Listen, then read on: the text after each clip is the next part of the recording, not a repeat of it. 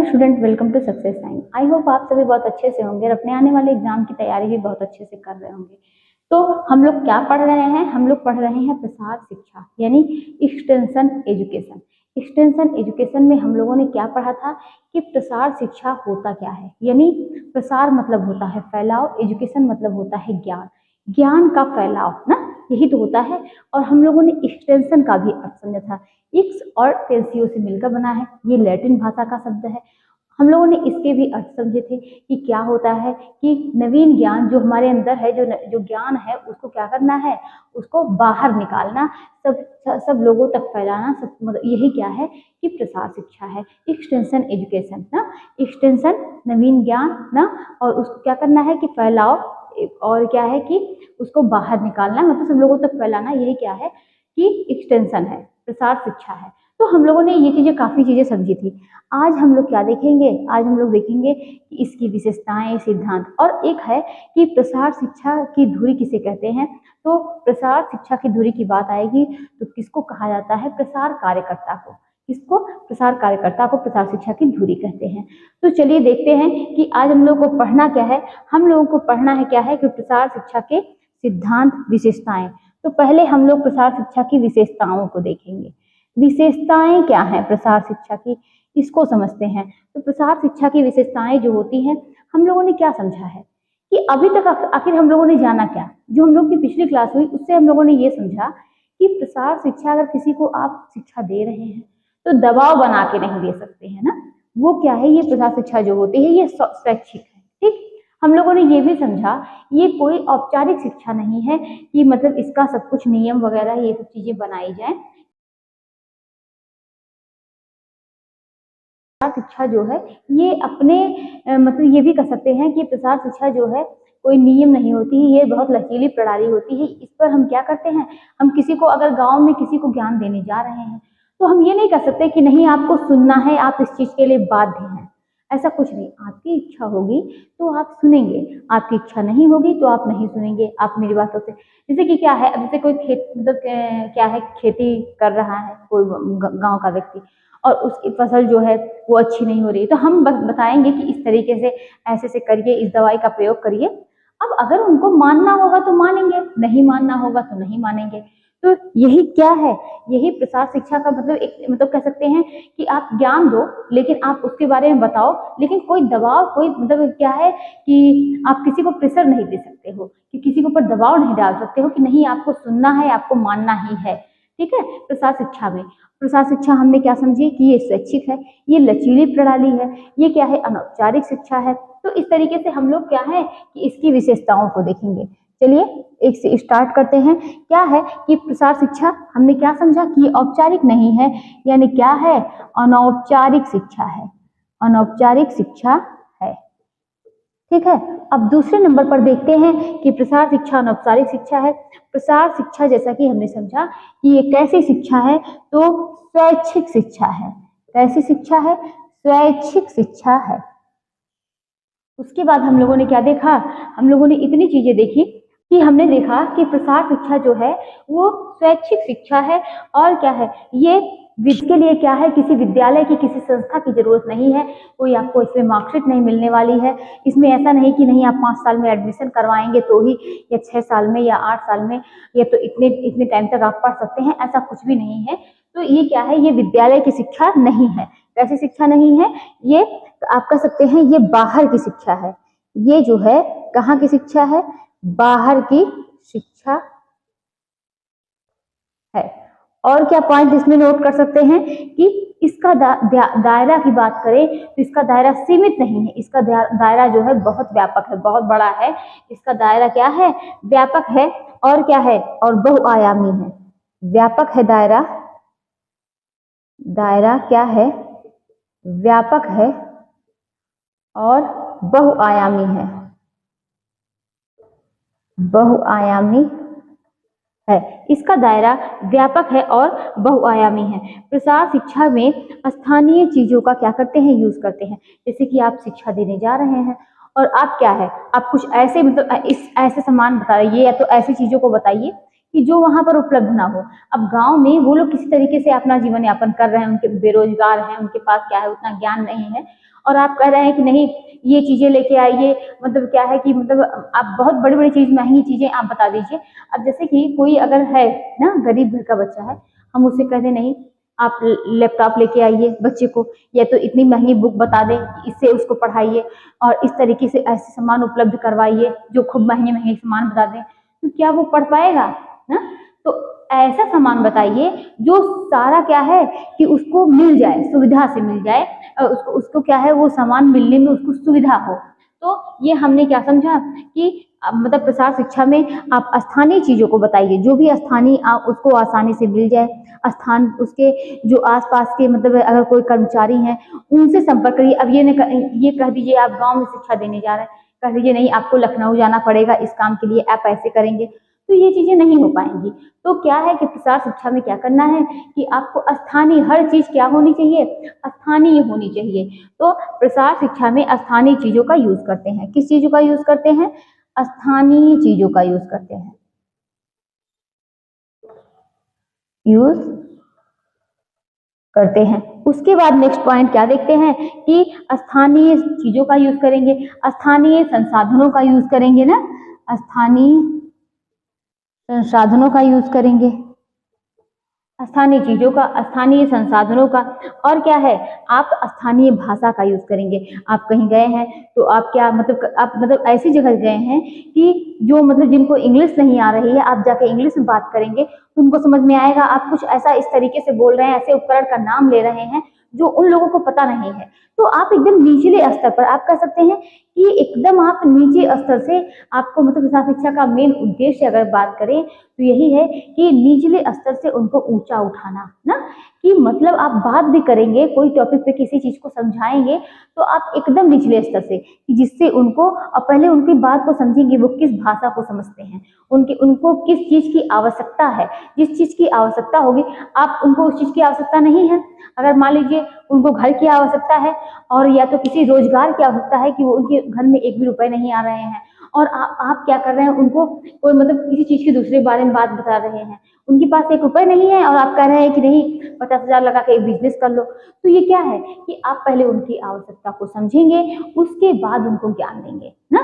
पहले आप उनकी आवश्यकता को समझिए कि उनको किस चीज की आवश्यकता है, उसके बाद क्या है उनको मतलब उनको उस भाषा में, उस लैंग्वेज में उनको समझाइए जिससे कि उनको समझ आए। तो ये क्या है कि स्थानीय चीजों का यूज करते हैं, स्थानीय संसाधनों का यूज करते हैं, और क्या करते हैं कि स्थानीय भाषा, मतलब स्थानीय भाषा भी होनी चाहिए, स्थानीय भाषा का यूज करेंगे। और क्या करेंगे, स्थानीय भाषा का यूज करेंगे, जो भी मतलब स्थानीय नेता हो उनका यूज करेंगे, स्थानीय नेता का, ठीक है।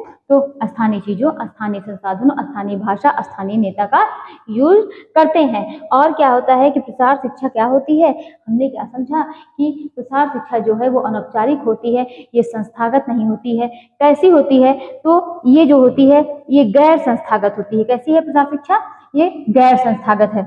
और क्या होती है कि ये कैसी है, ये सतत चलने वाली प्रक्रिया है। मतलब क्या है कि मतलब ये कैसी प्रक्रिया है, सतत चलने वाली, निरंतर चलने वाली प्रक्रिया है, सतत चलने वाली, ये सतत चलने वाली प्रक्रिया है। ये कैसी शिक्षा है, तो ये व्यवहारिक शिक्षा इसको बोल सकते हैं। क्या बोल सकते हैं, व्यवहारिक शिक्षा बोल सकते हैं। ये व्यवहारिक शिक्षा है। ये क्या है, ये लचीली है। हमने स्टार्टिंग में ही बताया था कैसी कैसी शिक्षा है, तो लचीली है ना, ये लचीली शिक्षा है। इसमें कि ये कैसे एक परिवार केंद्रित होती है, इसमें सहयोग की भावना होती है, क्योंकि आप बताकर चले आएंगे तो वो लोग क्या करेंगे, वो लोग आपस में जो तो उनको वही रहना ही है, तो वो लोग आपस में बातें करेंगे, उसको समझेंगे कि नहीं इस तरीके से चलिए किया जाए, तो वो वही के लोगों का साथ लेंगे। उसके बाद अगर आप एक दूसरे का सहयोग नहीं होगा तो क्या है, ये प्रसार शिक्षा जो है वो आप कह सकते हैं कि वो मतलब सफल नहीं हो सकता है ना। तो इसमें क्या होनी चाहिए, इसमें सहयोग की भावना होती है, सहयोग की भावना। तो ये हमने समझा कि अनौपचारिक शिक्षा है, इसमें कोई संस्थागत नहीं है, इसमें ये क्या है, इसकी प्रणाली जो है वो लचीली है। इसमें क्या है, कोई मतलब आपको मार्कशीट वगैरह कुछ ऐसा नहीं मिलने वाला है। इसके नियम में मतलब बदलाव किया जा सकता है। तो सब कुछ हमने समझा। ये क्या है, किसी पाठ्यक्रम पर आधारित नहीं है। तो ये सब क्या है, ये सब इसकी विशेषताएं हैं। तो आप लोगों ने कम से कम इतना तो समझा होगा कि प्रसार शिक्षा आखिर है क्या। अब ये चलते हैं कि प्रसार शिक्षा की विशेषताएं थी, अब इसके सिद्धांत की बात करते हैं।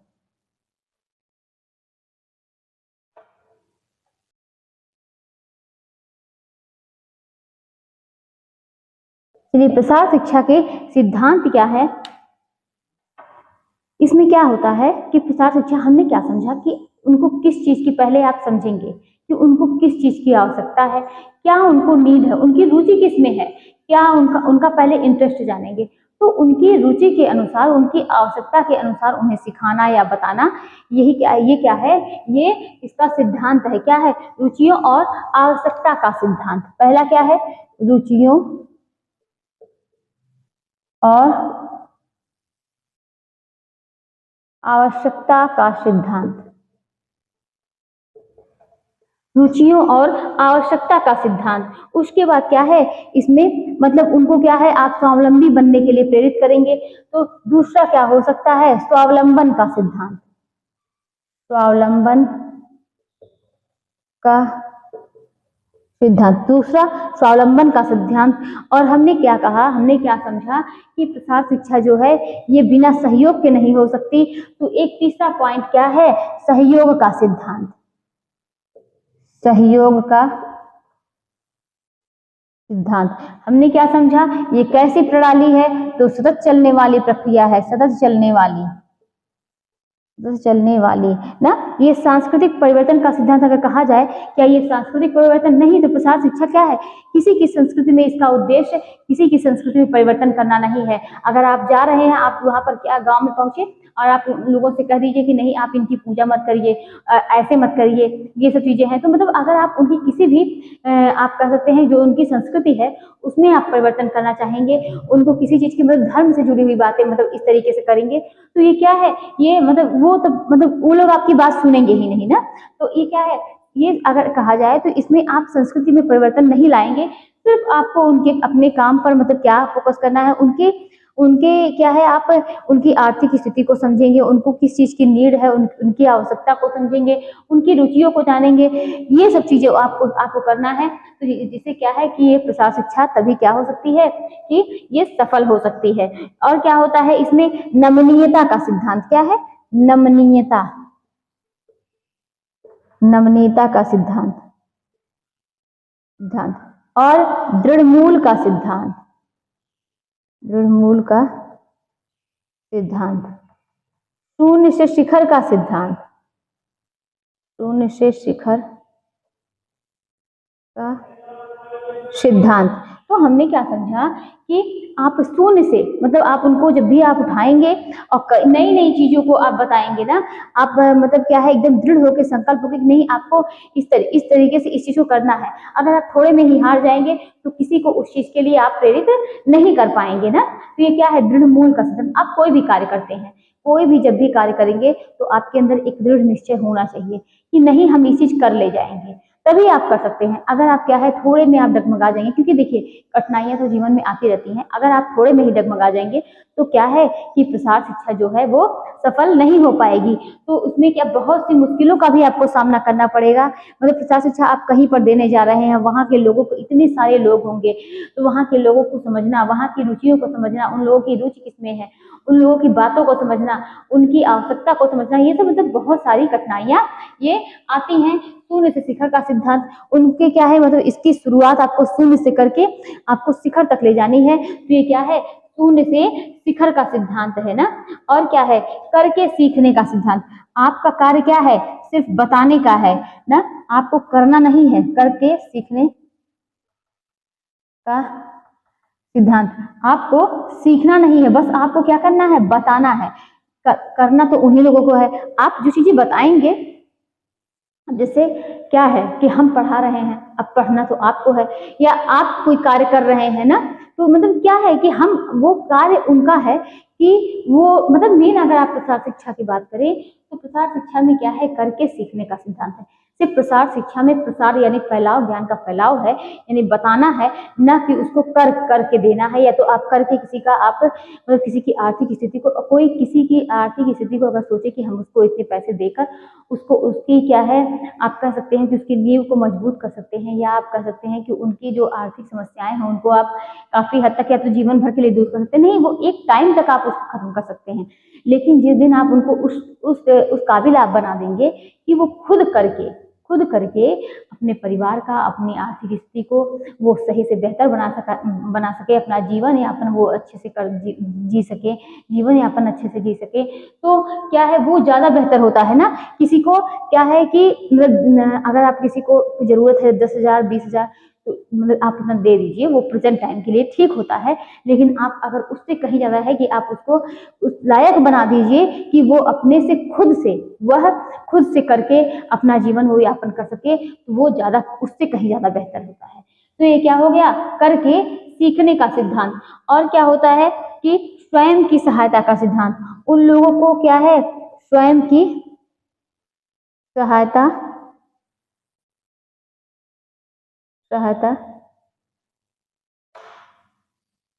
का सिद्धांत।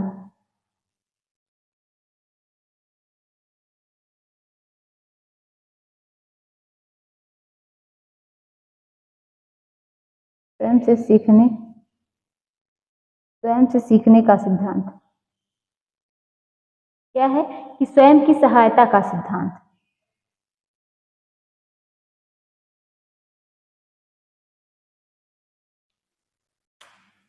तो स्वयं की सहायता का सिद्धांत मतलब आप क्या है कि स्वयं की सहायता आप खुद से क्या करेंगे कि अर्थात आपको सही लोगों तो आप मतलब सही, अगर आपको सही लगेगा तो क्या करेंगे, अगर आपको ये स्वयं की सहायता का सिद्धांत यानी अगर आपको सही लगेगा तो आप खुद से सीखेंगे और खुद से करेंगे।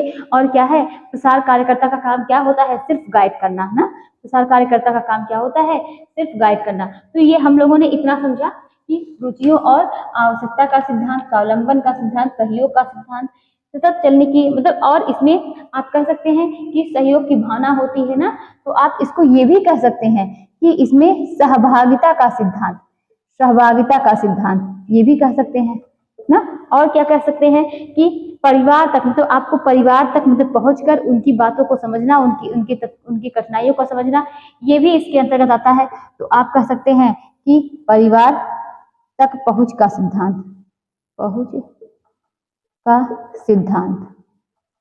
ठीक है। तो आप क्या कह सकते हैं कि परिवार तक पहुंच का सिद्धांत। तो ये हमने समझा कि परिवार तक पहुंच का सिद्धांत। और हमने क्या समझा कि दृढ़ मूल का सिद्धांत, शून्य से शिखर का सिद्धांत, नेतृत्व का सिद्धांत। इसमें आपके अंदर नेतृत्व की भावना होनी चाहिए, नेतृत्व का सिद्धांत। और क्या है, प्रजातांत्रिक पहुंच का सिद्धांत, प्रजातांत्रिक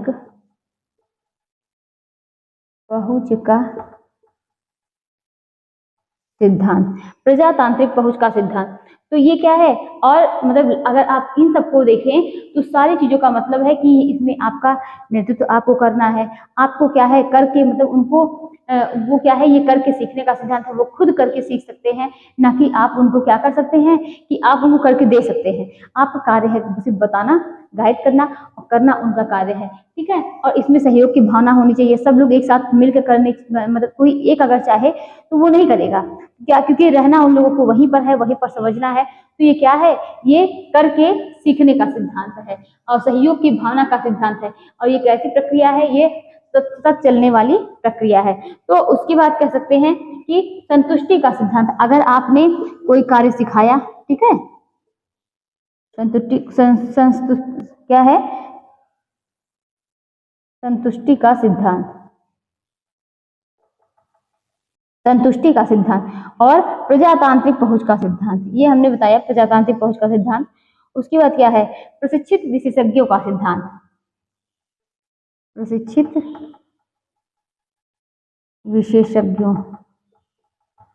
सिद्धांत, तो ये हम लोगों ने काफी चीजें समझी कि अगर आप संतुष्ट हुए ना, आप अगर आप मतलब आपने कुछ सिखाया या उन लोगों ने किया ना, उन लोगों ने वो कार्य किया, वो सफल हुआ, तो उससे उनको भी संतुष्टि होगी और आपको भी संतुष्टि होगी कि आपने ये चीजें बताई थी, उन लोगों ने माना, उन लोगों ने किया, तो क्या है, इससे संतुष्टि होती है। तो ये क्या है, संतुष्टि का सिद्धांत है। और क्या है, मूल्यांकन का सिद्धांत, ये भी कह सकते हैं कि लास्ट में आप मूल्यांकन करेंगे कि हमने जो कर किया था, हमने जो करने के लिए बताया था, ये कितना सक्सेसफुल रहा ना। तो ये क्या है, मूल्यांकन का सिद्धांत। तो मूल्यांकन करके आप क्या कर सकते हैं, संतुष्टि पा सकते हैं। तो ये हम लोगों ने इसके सिद्धांत को देखा, ठीक है। अब हम लोग देखेंगे, क्या देखेंगे,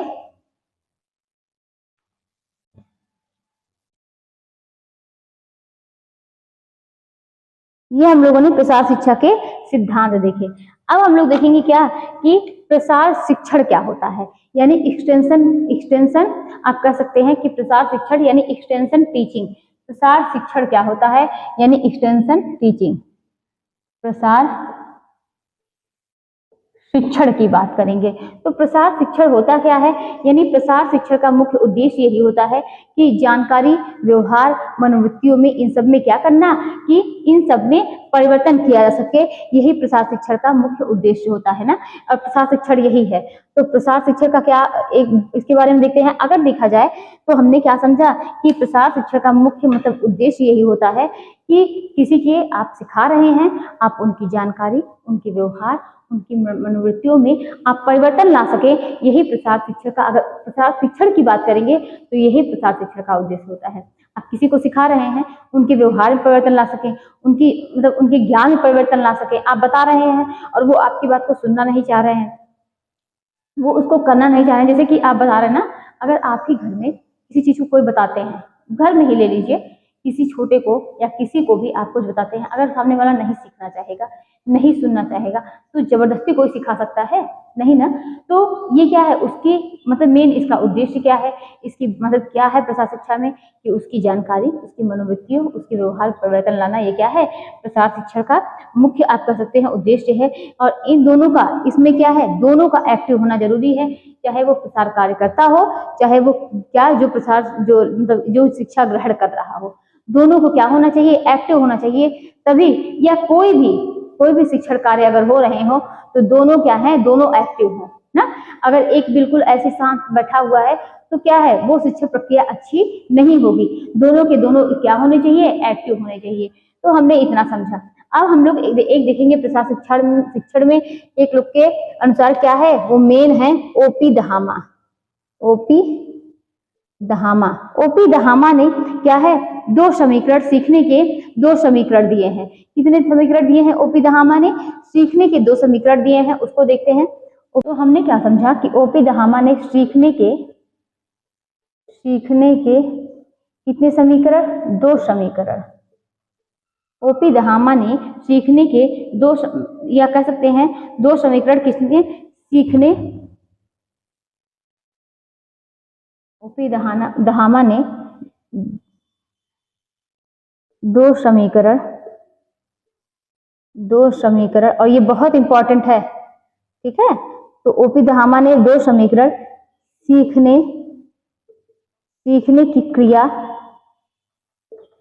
की क्रिया, एवं प्रतिधारण क्षमता,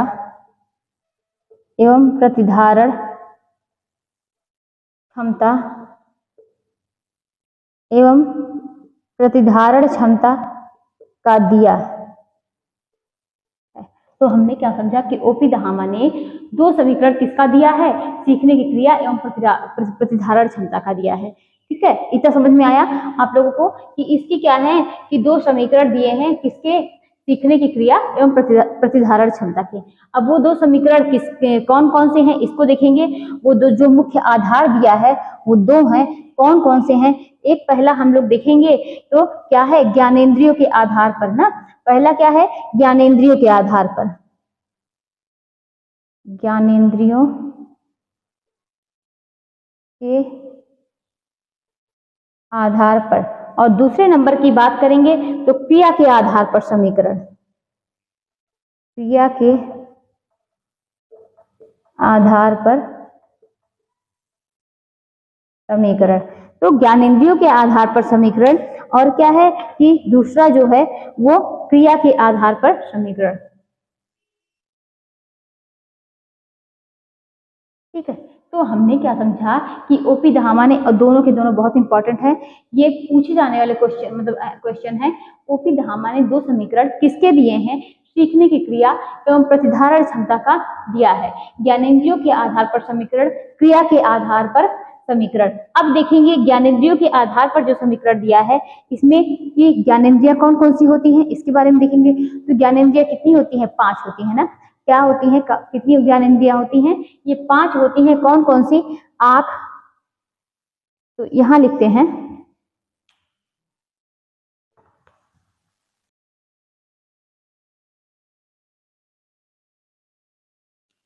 दो दिया है ना। एक क्या है? ज्ञानेंद्रियों के आधार पर समीकरण, ज्ञानेंद्रियों के आधार पर समीकरण। और दूसरा क्या है? दूसरा है क्या? क्रिया के आधार पर समीकरण, क्रिया के आधार पर समीकरण। चलिए देखते हैं। पहला जो है ज्ञानेंद्रियों के आधार पर समीकरण, ज्ञानेंद्रियां कितनी हैं? तो ज्ञानेंद्रियां कितनी हैं? वो 5 हैं। कौन कौन सी? स्वाद, स्वाद, और दूसरा क्या है? स्पर्श, स्पर्श।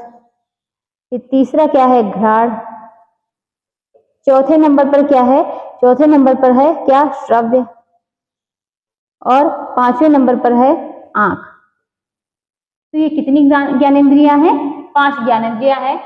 आप कह सकते हैं आंख, कान, नाक ना। तो ये सब चीजें हैं कि आंख है, श्रव्य है, यानी क्या है? आप कह सकते हैं कान ना। तो इसमें देख सकते हैं आंख से हम क्या करेंगे? देखना, देखना। श्रव्य से क्या करेंगे? सुन। आप कह सकते हैं किससे? श्रव्य से। श्रव्य का मतलब होता है, यहाँ पर कान लिख सकते हैं, कान, आंख, कान यानी श्रव्य, यानी कह सकते हैं सुनना ना। और उसके बाद क्या है? घ्राण। घ्राण मतलब क्या होता है? यानी नाक, नाक। और स्पर्श से क्या होता है? यानी त्वचा, त्वचा कह सकते हैं। स्वाद क्या है? जीभ। तो क्या है? आंख ना, कान, नाक, त्वचा, जीभ। आंख, कान, नाक, त्वचा, जीभ, ये क्या है? 5 ज्ञानेंद्रियां हैं। कौन कौन सी? आंख है, कान है, नाक है, त्वचा, जीभ, ये 5 ज्ञानेंद्रियां हैं। अब इसमें कौन सी ज्ञानेंद्रियां हम मतलब हमारे सीखने में कितना % मदद करती हैं, इस यही इन्होंने बताया है। किसने? ओपी दहामा ने। ओपी दहामा ने कितने 2 आधार दिए हैं सीखने की क्रिया के, तो वो क्या है? और किसके सीखने की क्रिया का प्रतिधारण क्षमता के। तो उन्होंने क्या बताया? ज्ञानेंद्रियों के आधार पर समीकरण। 5 ज्ञानेंद्रियां हैं। कौन कौन सी? आंख, कान, नाक, त्वचा, जीभ, ये 5 ज्ञानेंद्रियां हैं। और हम इससे कितना % सीख सकते हैं वही बताया है। तो अगर बात की जाए स्वाद की यानी जीभ की, तो इससे क्या है? 1%। कितना? 1%। और स्पर्श की बात की जाए तो इसमें क्या है? 1.5% ना। और क्या है? घ्राण यानी नाक की बात की जाए तो 3.5%। कान की बात की जाए तो कितना? 11%। आंख की बात की जाए तो इसमें 83 यानी 83%। ठीक है, तो ये क्या है? ये आप लोगों को याद होना चाहिए, बहुत इंपॉर्टेंट है। किसके अनुसार है? ओपी दहामा के अनुसार है। सबसे कम किसके अनुसार है? स्वाद के अनुसार है, जीभ के। सबसे ज्यादा आंख के अनुसार है ना। सीरियल क्रम में भी हो सकता है लगाने को आ जाए। उसके बाद क्या है? हमने देखा जीभ से 1%, त्वचा से 1.5%, और नाक से 3.5% ना। और श्रव्य से यानी कान से 11%, और आंख से कितना %? तो देखना यानी 83 यानी 83%। बात करेंगे क्रिया के आधार पर समीकरण, तो इसमें इसकी प्रतिधारण क्षमता कितनी होती है ये देखेंगे। अगर हम पढ़ते हैं कोई चीज पढ़कर होती है। दूसरी क्या होती है? सुनकर, सुनकर। तीसरे नंबर पर क्या है कि सुनकर, देखकर, देखकर। और चौथे नंबर पर क्या है कि देखना, सुनना। आप देख भी रहे हैं और सुन भी रहे हैं, सुनना। ठीक है। और उसके बाद 5वें नंबर पर क्या है कि 5वें नंबर पर है परस्पर वार्तालाप, वार्तालाप। 6ठे नंबर पर क्या है कि कार्य संपादित करते हुए, कार्य संपादित करते हुए। ये 6 नंबर हो गई। यानी ज्ञानेंद्रियों के आधार पर समीकरण इन्होंने 5 दिए हैं, और क्या है, क्रिया के आधार पर समीकरण इन्होंने कितना दिया है, 6 दिया है। वो भी क्या दिया है कि सीखने एवं क्रिया या आपका सीखने की क्रिया एवं प्रतिधारण की क्षमता के आधार पर इन्होंने 2 प्रकार के समीकरण दिए हैं, जिसकी क्या 2 मुख्य आधार हैं। कौन कौन से? एक ज्ञानेंद्रियों के आधार पर समीकरण, दूसरा क्रिया के आधार पर। स्वाद क्या है, आंख कान नाक त्वचा जीभ, ये 5 हैं। और किसमें कितना % हम सीख सकते हैं, तो ये है ना, प्रतिधारण क्षमता कितना कर सकते हैं, ये है। क्रिया के आधार की बात करेंगे तो पढ़कर, अगर आप सिर्फ पढ़ रहे हैं तो आपको कितना % याद रहेगा, आपकी प्रतिधारण क्षमता कितनी रहेगी, आपको कितना % याद रहेगा। अगर आप सिर्फ खुद से पढ़ रहे हैं तो वो रहेगा कितना, आपका पढ़ने से क्या रहेगा, 10%। 10% आपकी प्रतिधारण क्षमता कितनी रहेगी, 10% रहेगी। अगर आप किसी की बातों को सुन रहे हैं तो सुनने से आपकी प्रतिधारण क्षमता कितनी रहेगी, 20% ना। अगर आप कोई चीज देख रहे हैं तो देखने के बाद आपको कितना याद रहेगा, तो देखने के बाद आपको 30% याद रहेगा। और अगर आप देख भी रहे हैं, सुन भी रहे हैं ना, कोई चीज आप देख रहे हैं और क्या कर रहे हैं कि सुन भी रहे हैं, तो आपको 50% याद रहेगा। कितना %? 50%। आप परस्पर वार्तालाप से आप बातें कर रहे हैं कि कोई चीज, कोई डिस्कशन होता है नहीं, जैसे कि होता है कि ये चीज आप डिस्कशन करिए, तो जब आप उसका डिस्कशन करेंगे, आप आपस में बातें करेंगे और कोई चीज किसी टॉपिक को लेके आप उस पर डिस्कशन करेंगे, तो वो चीजें नहीं भूलेगी ना। तो वो कितने % याद रहेगी, वो 70% याद रहेगी। कितनी %? 70%। और कार्य संपादित करते हुए वार्तालाप, तो ये आपको 90% याद रहेगी। कितनी % याद रहेगी? 90% याद रहेगी। तो ये आप लोगों ने समझा, क्रिया के आधार पर समीकरण। क्रिया के, अगर आप कोई चीज पढ़ रहे हैं, सिर्फ आप अपने से खुद से पढ़ रहे हैं, तो आपको कितना % याद रहेगा, सिर्फ 10%। अब अगर आप सिर्फ किसी को बात हमने सुना था, ऐसी कुछ बातें थी, वो आपको भूल जाएगा। वो कितना याद रहेगा, सिर्फ 20% ना। और अगर आप देख रहे हैं कोई चीज, आप देखिए, देख के आइए, तो क्या है, वो कितना देखकर, तो वो 30% आपको याद रहेगा। लेकिन आप देखेंगे, सुनेंगे भी ना, आप देख भी रहे हैं और सुन भी रहे हैं, तो वो चीजें आपको काफी हद तक याद रहेंगी। वो 50%। परस्पर आप वार्तालाप की तरह सब कुछ हो रहा है, तो 70% है। कार्य संपादित करते हुए वार्तालाप है, आप कार्य भी कर रहे हैं, उस कार्य को उसी के बारे में डिस्कशन भी चल रहा है, तो वो क्या है, आप कोई चीज बना रहे हैं, सब कुछ कर रहे हैं, उसी के बारे में आपको सिखाया जा रहा है, खुद से करके सीख रहे हैं, तो वो कितनी % होगी, 90% होगी।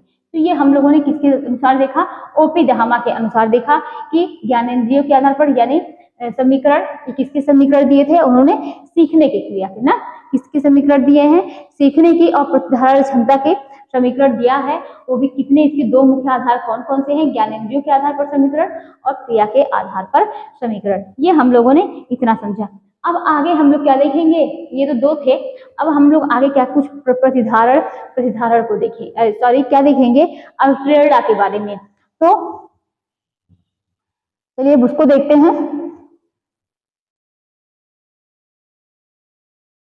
अभिप्रेरणा क्या होती है, उसके बारे में समझेंगे।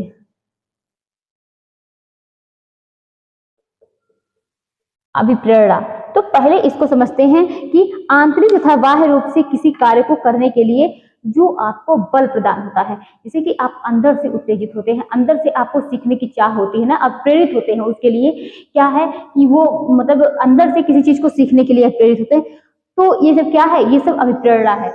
आंतरिक तथा बाह्य रूप से किसी कार्य को करने के लिए प्रेरित होना, या जो बल आपको मिलता है, वही क्या है, अभिप्रेरणा है। आप देखिए, कोई चीज अगर आप खुद से आपकी इच्छा है वो चीज करने की, तो आपका उस काम में ज्यादा मन लगेगा ना, क्योंकि आपको क्या है, अंदर से आप सीखना चाह रहे हैं उस कार्य को करने के लिए आप अंदर से सीखना चाह रहे हैं, तो इससे क्या है, वो कार्य आपका अच्छे तरीके से होगा, अच्छे तरीके से आप करेंगे, क्योंकि आपकी रुचि उसमें है, आप उसके लिए प्रेरित हो रहे हैं। तो ये क्या है, अभिप्रेरणा है। तो हमने क्या समझा, अभिप्रेरणा क्या है, ये एक ऐसी शक्ति है जो किसी भी कार्य को करने के लिए क्या करती है, प्रेरित करती है ना। ये क्या है, एक बल है, एक शक्ति है अभिप्रेरणा, जो किसी भी कार्य को करने के लिए प्रेरित करती है। अगर आप क्या है, आप अभिप्रेरित नहीं होंगे तो आप किसी भी कार्य को अच्छे से नहीं कर सकते हैं ना। तो अगर वो क्या है, अगर आप खुद से प्रेरित हैं और आप उस कार्य को करना चाह रहे हैं तो वो कार्य आप अच्छे से उसको कर पाएंगे और उसमें आप क्या है, वो कार्य आपका सफल भी होगा। तो अभिप्रेरणा क्या है कि आंतरिक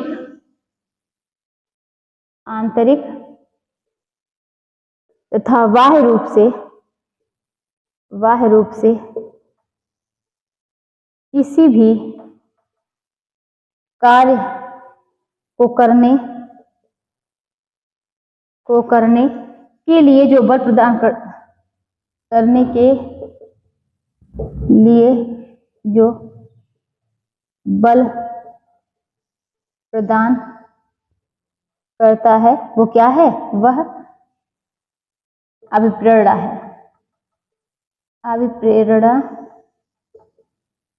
प्रेरणा है, ठीक है। तो वो क्या है, अभिप्रेरणा है। ये क्या है, एक शक्ति है जो किसी भी कार्य को करने के लिए क्या करती है, आपको प्रेरित करती है। ये अभिप्रेरणा हो गया। अब हम लोग क्या देखेंगे, किसके अनुसार, एटकिंस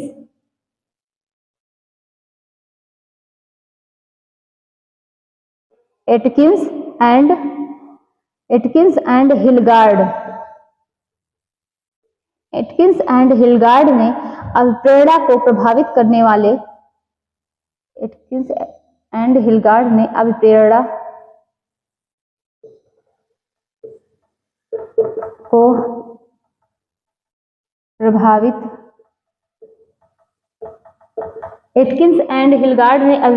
को प्रभावित करने वाले इसने 3 कारक दिए हैं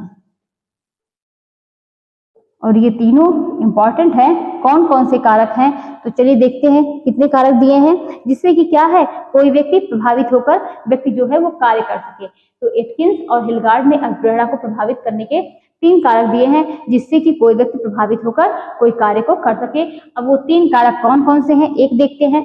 पहला क्या है, आवश्यकता। दूसरा क्या है कि अंतर्नोद। तीसरे नंबर पर क्या है, प्रोत्साहन। यानी क्या है, इंसेंटिव। और दूसरे नंबर पर क्या है, ड्राइव ना। पहले नंबर पर क्या है, नीड। ठीक, तो ये क्या है कि आवश्यकता, अंतर्नोद, प्रोत्साहन। तो ये क्या है, किसको, किसने दिया है, एटकिंस एंड हिलगार्ड ने अभिप्रेरणा को प्रभावित करने वाले कितने 3 कारक दिए हैं, आवश्यकता, अंतर्नोद, प्रोत्साहन, नीड, ड्राइव और क्या, इंसेंटिव। ये 3 कारक उन्होंने दिया है। तो इसको हम लोग देखेंगे। अभिप्रेरणा क्या है, आवश्यकता। जब आपको किसी चीज की आवश्यकता होगी ना, बिना आवश्यकता के, कहते हैं कि आवश्यकता जो है वो आविष्कार की जननी है।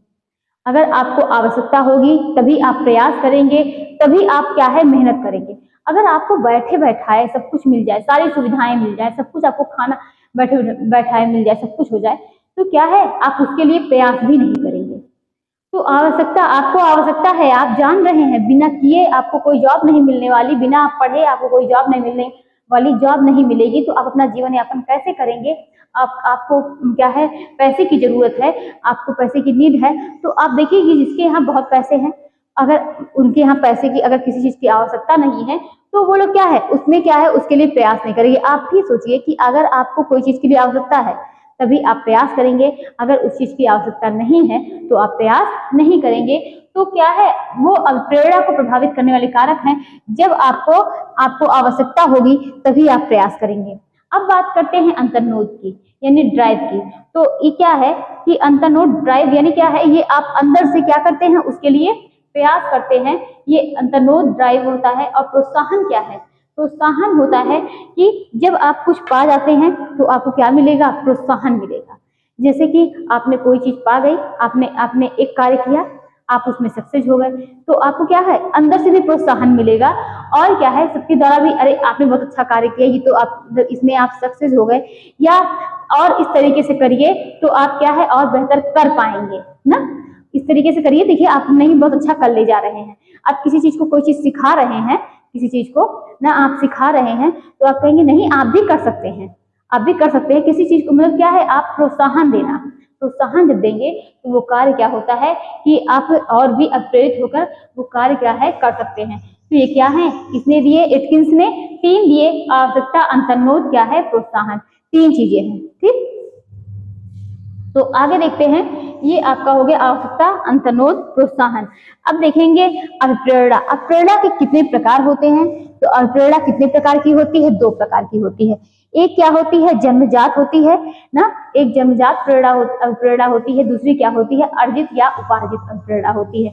तो इसको समझते हैं हम लोग कि अभिप्रेरणा कितने प्रकार की होती है। 2 प्रकार की होती है। एक पहला क्या है, जन्मजात, जन्मजात, जन्मजात होती है अभिप्रेरणा, अभिप्रेरणा। और दूसरा क्या है कि इसको बोलते हैं शरीर जन्य। क्या बोलते हैं? शरीर जन्य। और दूसरा क्या होती है, अर्जित, अर्जित या उपार्जित, उपार्जित अभिप्रेरणा। ये 2 प्रकार की अभिप्रेरणा होती है। तो जो जन्मजात अभिप्रेरणा होती है, ये सभी जीवों में क्या होते हैं, जन्म से पाए जाते हैं। मतलब वो आप उनके अंदर क्या होती है, ये कुछ चीजें जो होती हैं वो जन्म से होती हैं। जैसे कि आप इसका देख सकते हैं, जन्म से कौन सी चीजें होती हैं। तो जन्मजात अभिप्रेरणा की बात करेंगे तो कौन कौन सी हैं, इसमें ये चीजें क्या होती हैं कि यह सभी जीवों में क्या है कि जीवों में पाए जाते हैं, पाए जाते हैं। यह सभी जीवों में पाए जाते हैं। कैसे? जैसे कि क्या है, भूख है, प्यास है, और क्या है, काम इच्छा है, और क्या है कि निद्रा है, सुरक्षा की भावना, सुरक्षा की भावना, और क्या है कि दैहिक चीजें। आप कह सकते हैं कि जो भी दैहिक चीजें हैं वो सब क्या आती हैं, इसके अंतर्गत आती हैं। तो हमने क्या समझा कि अभिप्रेरणा जो होती है वो 2 प्रकार की होती है। कौन कौन सी? एक जन्मजात अभिप्रेरणा होती है जिसे बोलते हैं शरीर जन्य, दूसरी क्या होती है, अर्जित या उपार्जित अभिप्रेरणा। और जो जन्मजात अभिप्रेरणा है उसमें क्या है, ये सभी जीवों में पाए जाते हैं, भूख, प्यास, काम इच्छा, निद्रा, सुरक्षा की भावना, और क्या होती है, दैहिक चीजें होती हैं। ये क्या होती है, जन्मजात अभिप्रेरणा। अब बात करेंगे किसमें, अर्जित या उपार्जित की। तो जो अर्जित या उपार्जित होती है, ये क्या होती है, इस अभिप्रेरणा को कहीं से क्या होता है कि प्राप्त किया जाता है। यह क्या है, इस अभिप्रेरणा को कहीं से प्राप्त किया जाता है, कहीं से प्राप्त किया जाता है। इस अभिप्रेरणा को कहीं से प्राप्त किया जाता है। एक ये जो है अनुभव पर आधारित होती है। किस पर आधारित होती है? तो अनुभव पर आधारित होती है। तो ये कौन कौन सी इसमें देखेंगे, ये अनुभव जो होते हैं ना, ये कितने प्रकार के होते हैं? 2 प्रकार के। चलिए इसको देखते हैं। ये अनुभव जो होते हैं ये 2 प्रकार के होते हैं। अनुभव 2 प्रकार के होते हैं। कौन कौन से? तो 2 हो गए, एक व्यक्तिगत हो गया, व्यक्तिगत, दूसरा क्या हो गया कि सामाजिक, सामाजिक। तो अनुभव 2 प्रकार के होते हैं, एक व्यक्तिगत होता है, दूसरा सामाजिक होता है। अब व्यक्तिगत इसके अंतर्गत क्या आती हैं? इसके अंतर्गत रुचि, और क्या, मनोवृत्ति, मनोवृत्ति, और क्या, इच्छा शक्ति, इच्छा शक्ति, और क्या होता है, दृष्टिकोण। ये तो क्या हो सकती हैं, ये सब व्यक्तिगत ही होती हैं कि इसके अंतर्गत क्या आती हैं, रुचि। ये आपकी रुचि होगी, सबका इंटरेस्ट, सबकी रुचि जो होती है वो अलग अलग होती है ना।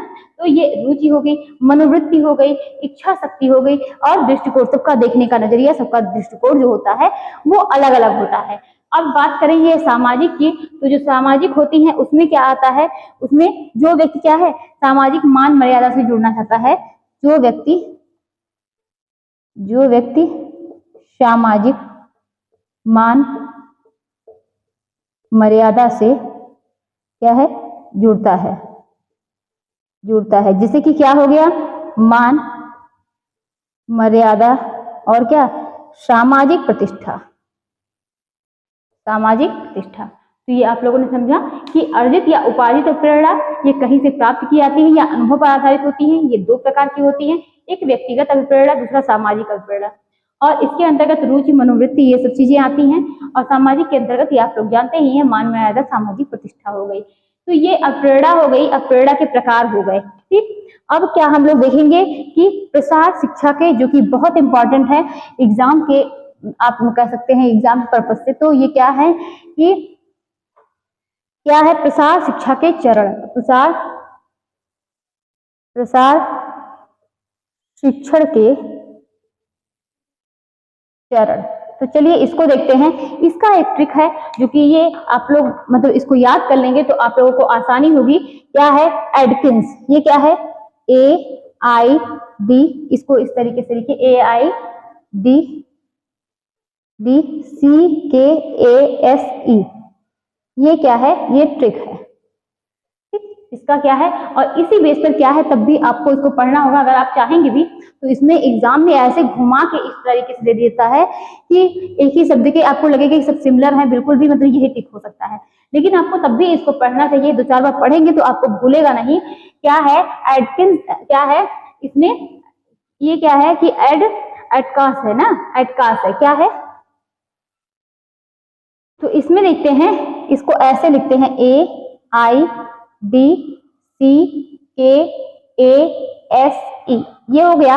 इसमें ए से क्या होता है, जो कि TGT में आया हुआ क्वेश्चन है, ए से क्या होता है, ए से तो अटेंशन होता है, यानी ध्यानाकर्षण। ए से क्या होता है, ए से अटेंशन यानी क्या होता है कि ध्यानाकर्षण, ठीक है। और आई से क्या होता है, इंटरेस्ट मतलब रुचि। और उसके बाद डी से क्या होता है, डिजायर मतलब होता है आकांक्षा। तो डी से डिजायर होगी। और उसके बाद सी से क्या होता है कि कन्वेंशन।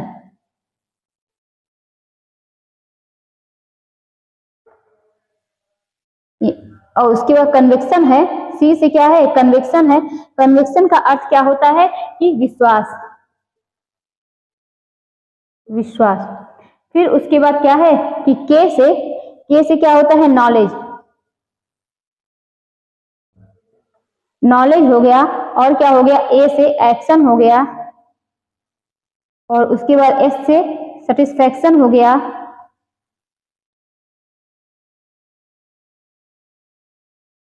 और उसके बाद ई से इवैल्यूएशन हो गया। ये क्या हो गया, नॉलेज से ज्ञान या कह सकते हैं जानकारी।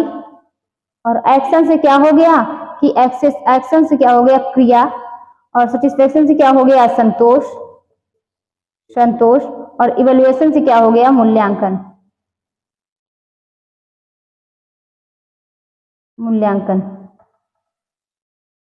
जैसे कि इसका सबसे बड़ा, चलिए एक एग्जाम्पल के थ्रू इसको समझते हैं।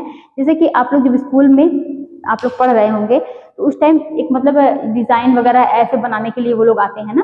तो वो लोग जब आते हैं तो वो लोग क्या कहते हैं कि ये इस तरीके से मतलब क्या करते हैं, वो फ्लावर वगैरह कागज से रंग बिरंगे क्या है, गुलाब बनाकर इस तरीके से एक से एक मतलब उस समय डिजाइन बनाकर दिखाते हैं। तो इससे क्या है, जैसे कि वो लोग आते हैं तो पहले आपका ध्यान आकर्षण करते हैं, एक तो बना के दिखाएंगे, आपको बहुत अच्छा लगेगा, अपनी तरफ क्या है आप और ध्यान से उसको देखना चाहोगे। तो ये क्या हो गया, ध्यान आकर्षण होगा। फिर इससे क्या है, आपकी रुचि भी उसमें बढ़ेगी। तो आपकी क्या होगी कि ये ध्यान आकर्षण हो गया, जिससे क्या है कि आपका ध्यान आकर्षित होगा, तो आपकी क्या होगी कि आपकी रुचि बढ़ेगी। फिर क्या है, डिजायर, आपकी जानने की इच्छा होगी कि आप उसको जाने समझे कि ये क्या है, कैसे है, इसको कैसे बनाया जाएगा ना। इसी तरीके से होता है, वो सामने वाला बनाएगा तो आपकी क्या है उसमें इंटरेस्ट होगी, आपको उसमें आपकी रुचि बढ़ेगी। फिर आप क्या करेंगे, जब आपने पहले वो ध्यानाकर्षण हो गया, फिर उसमें रुचि बढ़ी आपकी, फिर क्या हुई, आपकी और जानने की इच्छा हुई। फिर क्या है, ये क्या है कि ये कन्विक्शन मतलब होता है विश्वास ना। फिर आपको क्या होगा, विश्वास हो जाएगा कि ये बहुत अच्छा है, इसको हम भी कर सकते हैं ना, ये इस तरीके से अच्छा लग रहा है। और क्या है, फिर आपको विश्वास हो जाएगा कि ये डिजाइन अगर हम बनाना चाहें तो हम भी बना सकते हैं, अगर हम भी खरीद लें तो ये अच्छा लगेगा।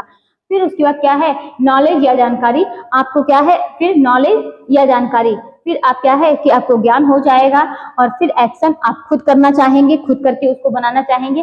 फिर अगर आपसे बन गया तो क्या होगा कि जो आपसे बन गया तो उससे आपको क्या मिलेगा, संतोष मिलेगा और इवेल्युएशन लास्ट में क्या होगा, मूल्यांकन होगा।